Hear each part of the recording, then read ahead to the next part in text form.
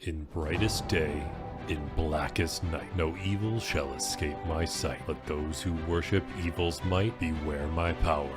Green Lantern's light. That's the mantra of the Green Lanterns, and we're going to be building a member of the Green Lantern Corps in Dungeons & Dragons because this is D&D Builds, where we have an outlet to make all sorts of ridiculous Dungeons & Dragons characters and stop driving the people in our lives insane with them. I've gotten tons of requests for making a Green Lantern in the past, and I figure it's time to finally throw on that ring. And first things first, we got to pick a race.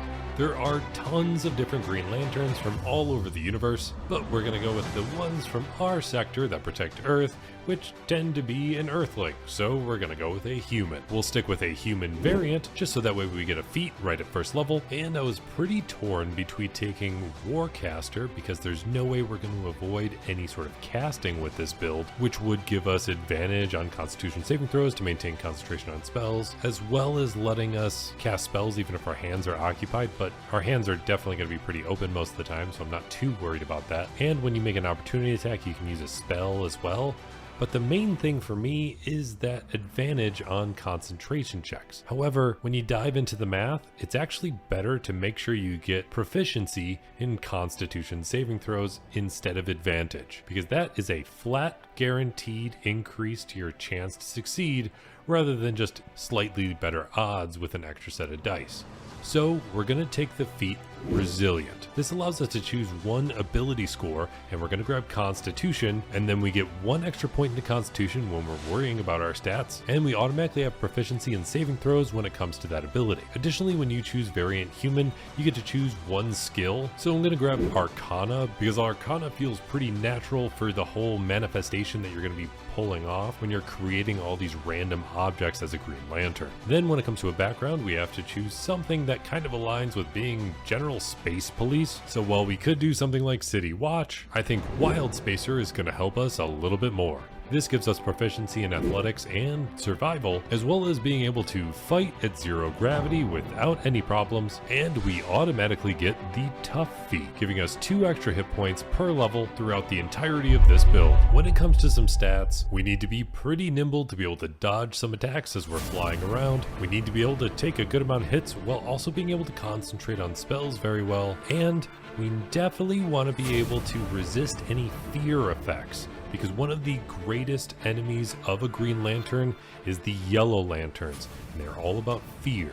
So most fear-related saves involve wisdom. So we're going to take our dexterity, our constitution, and our wisdom and bump them all to 15, using every point we have from a standard point buy from the player's handbook. Then we have 2 points from our racial modifier, bringing our dexterity and our wisdom both to 16, and then we already picked up the feat Resilient, bringing our constitution to 16 as well. That means our strength, intelligence, and charisma all get dumped down to 8, and we have a very min-maxy kind of build. But speaking of stats, if you want to improve your own stats and not just that of your D&D character, you can do that thanks to today's sponsor, Future. Future is actually pretty awesome. They're a fitness app that is all about helping you improve yourself. You get a one-on-one personal session with a trainer from Future. They customize a fitness routine for exactly what you need, and they do it with what you have available. So if you have just a stick of matches and a random chair in the corner, well, they'll MacGyver together some sort of fitness routine for you.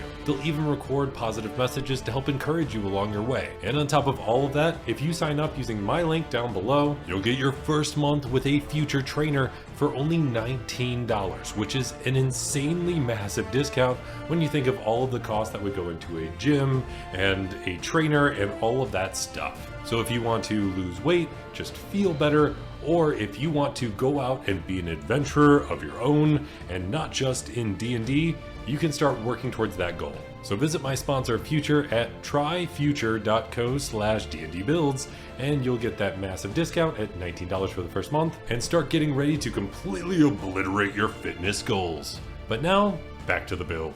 I have to admit, when I was poking around at classes, there was one that definitely felt very spot on. Your basically worshipping this lantern and the power coming from the guardians that deliver them in the first place. So I'm gonna go with a cleric. When you choose a cleric at first level, you get some spell casting and you get a divine domain, otherwise known as a subclass. We'll save most of that spell casting that you get so we can run through all of the spells at once, but as far as that subclass, there's only one choice here. That's the light domain. Light clerics are pretty amazing controllers when it comes to the battlefield. When you choose this subclass, you get a whole bunch of extra spells to choose from, but the great thing about being a cleric is that you don't have to permanently choose any spells, because you can always swap out the spells you have prepared at any long rest. But in case you want to have them prepared, the light domain gives you things like Burning Hands, Fairy Fire, Flaming Sphere, Scorching Ray, Daylight, Fireball, Guardian of Faith, Wall of Fire, Flaming Strike, and Scrying. But when you choose this domain, you automatically get a bonus cantrip as well. Of course, you get the light cantrip. It doesn't count against the cantrips that you know as being a cleric, and you get another feature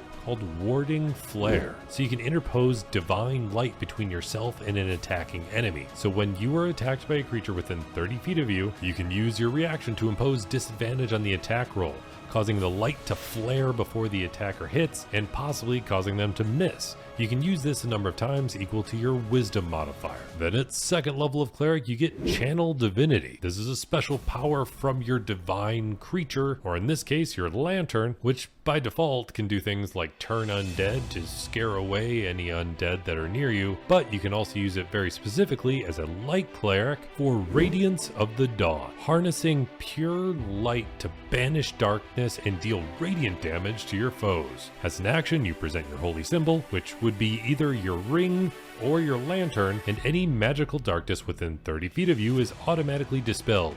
Additionally, any hostile creature within 30 feet of you must make a Constitution saving throw. If they fail, they take 2d10 plus your cleric level, or half as much if they succeed on that saving throw. Then at third level of cleric, you get access to second level spell slots, and then at fourth level, you get an ability score improvement. So we're just going to boost our wisdom by 2 points because that helps all cleric spellcasting. Then at fifth level of cleric, you get the feature Destroy Undead. So when you use your channel divinity, instead of just turning undead away, you can blatantly destroy them.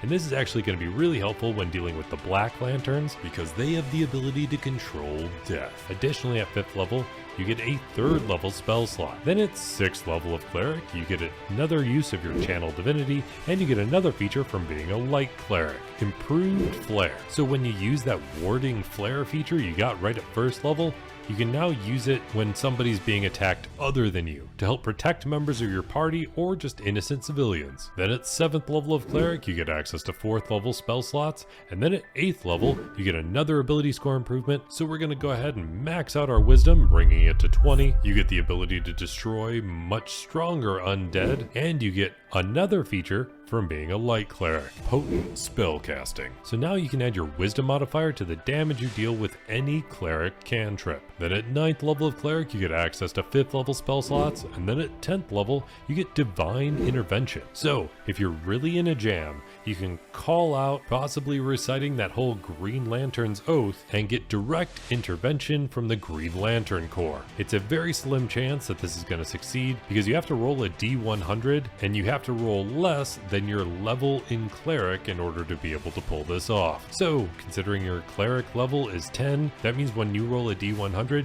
you have to roll between a 1 and 10 in order to be able to pull it off. Then at 11th level of cleric, you can destroy even stronger undead, bringing all the way up to challenge rating 2, and you get access to 6th level spell slots. Then at 12th level of cleric, you get another ability score improvement, and we want to be able to concentrate on any constructs that we make with our Green Lantern powers a little better, so we're just going to boost up our constitution by 2 points. Then at 13th level of cleric, you get access to 7th level spell slots, and then at 14th level, you can destroy even stronger undead. Then getting all the way to 15th level, you get access to 8th level spell slots, and then at 16th level, you get yet again another ability score improvement, so we're going to boost up our constitution one more time, maxing that out as well. And then at 17th level of cleric, you can destroy undead up to a challenge rating 4. just everything around you. And you get another feature from being a light cleric, Corona of Light. You can use your action to activate an aura of sunlight or green light that lasts for 1 minute or until you decide to dismiss it. It's a full-blown 60-foot radius of light, and your enemies within that 60-foot radius have disadvantage on saving throws against any spell that deals fire or radiant damage. And if we're focusing mostly on light-related spells or things that a Green Lantern would do, we're going to be focusing pretty heavily on radiant-related spells. And the final feature you get from 17th level of Cleric is a 9th level spell slot, which is the strongest type of spell that you can get in Dungeons & Dragons 5th edition. Then at 18th level of Cleric, you get access to one more use of your Channel Divinity, so you can use it 3 times now. And then at 19th level of Cleric, you get another ability score improvement. So we're going to go ahead and take that other feat that I was thinking about, Warcaster.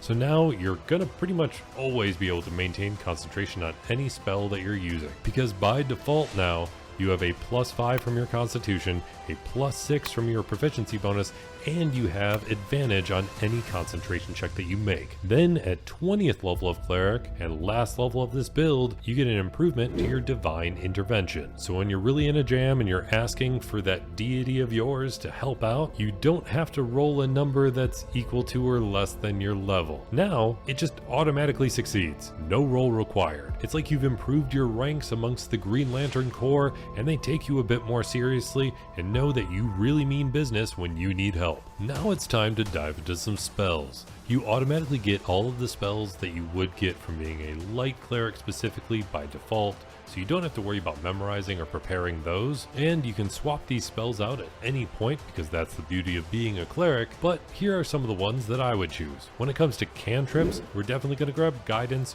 We'd automatically have Light without having to worry about anything. Then we're going to grab Resistance to help give us resistance to some damage. And then when it comes to some actual damage dealing cantrips, we gotta grab Sacred Flame and Word Radiance. They both deal radiant damage, so it fits very well with the whole Green Lantern theme. That leaves us with one cantrip left over, so we might as well grab something like Thaumaturgy for those really cheesy moments in the comics when you're just making a giant megaphone or something and you need to project your voice. Then when it comes to actual spells, like I said, we're going to be focusing pretty heavily on radiant damage related spells, but we still need a few things here and there on top of it, like Shield of Faith, because creating some additional protection or armor on yourself as a Green Lantern is very fitting. Followed up with Guiding Bolt, which always deals radiant damage. And then as far as second level spells, you have to grab Spiritual Weapon, because 90% of the time in the Green Lantern comics and shows and movies, you're creating giant weapons out of your imagination,